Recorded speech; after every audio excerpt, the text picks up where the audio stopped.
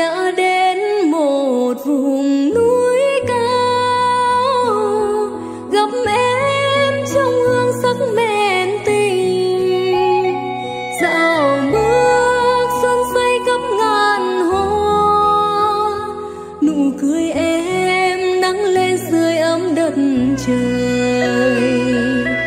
Nhìn cơn gió vờn làn áng mây, mặt trời đã tô thắm làn da hồng, những tia nắng sáng sớm hiền hòa làm lòng anh nhớ thương men tình đắm say.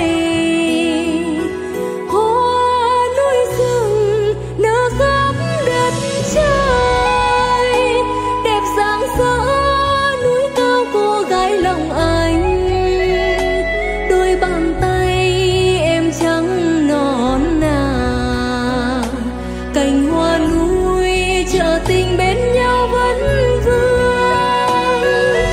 Mùa xuân về hoa nở khắp rừng, để lòng anh càng ấm càng say.